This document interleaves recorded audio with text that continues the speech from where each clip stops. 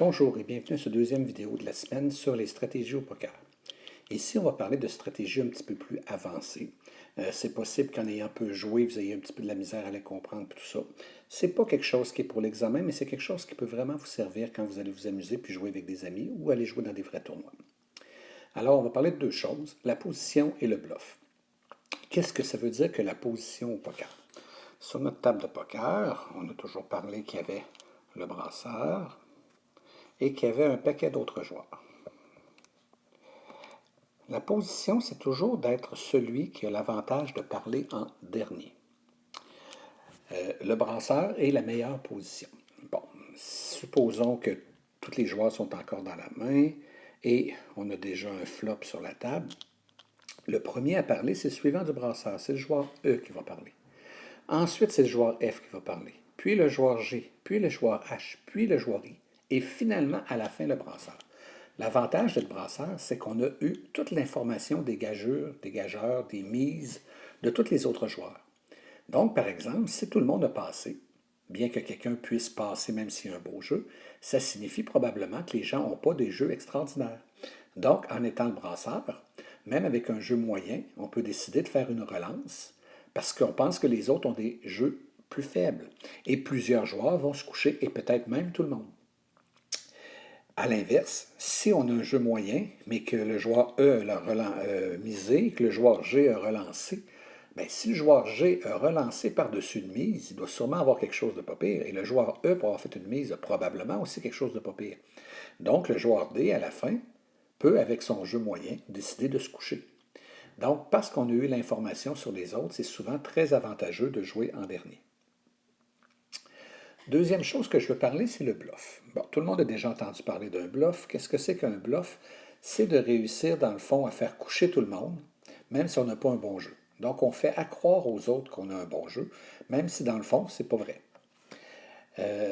Comment on peut faire un bluff? Bien, c'est sûr qu'en faisant une grosse mise. À un moment donné, il y a un as qui vient de sortir sur le jeu, puis que tout le monde a passé, ou à peu près, ou c'est à toi de parler, et tu décides de faire une grosse mise pour comme dire aux autres, « Hey, regarde, j'ai un as dans mes mains. » C'est quelque chose qui peut se faire, mais il faut toujours faire attention. Beaucoup de joueurs bluffent régulièrement, trop souvent, et à un moment donné, ils ne sont plus crus. Si tu n'as pas un beau jeu, puis tu fais une grosse relance, puis que l'autre par-dessus toi relance par-dessus, à ce moment-là, tu viens de perdre beaucoup de jetons parce que tu es obligé de te coucher, parce que tu n'as pas vraiment un bon jeu, et l'autre vient de te dire qu'il y en a un bon. Donc, quand on veut faire un bluff, il faut toujours essayer de voir si j'avais vraiment eu ce que je veux faire croire que j'ai dans la main, est-ce que j'aurais joué comme ça? Par exemple, si au tout début, le joueur F décide de juste mettre la... bon, j'ai dit le joueur F. On va recommencer. Le joueur E a mis la small blind, le joueur F a mis le big blind. Et là, on arrive au joueur G qui décide de se coucher. Le joueur H décide de seulement suivre la mise. Et puis là, le joueur I, il y en a d'autres qui jouent, mais le joueur H a juste suivi. Donc, il ne vient pas de dire j'ai un super bon jeu. Là. Il vient de dire j'ai un jeu pour aller voir qu'est-ce qui se passe. Et là, il sort sur le flop un As, un 7 et un 3. Et là, le joueur H décide de faire une grosse mise. Donc, il fait comme dire j'ai l'As. Est-ce que c'est vrai? Est-ce que c'est pas vrai? Ça se peut qu'il y avait un As puis un 3. Ça se peut qu'il y avait un As puis un 7. Mais vu qu'il n'avait pas relancé au début, puis que là, tout d'un coup, il relance, c'est un peu suspect. Donc, peut-être qu'il y a un beau jeu, mais quelqu'un pourrait penser qu'il est en train de bluffer parce qu'il ne nous avait pas dit au début j'ai quelque chose de beau. Donc, quand on veut faire un bluff, souvent, il faut le partir du début de notre bluff. Il faut qu'au début, on fasse une relance pour montrer qu'on a des bonnes cartes. Puis là, quand il sort un as, on relance encore.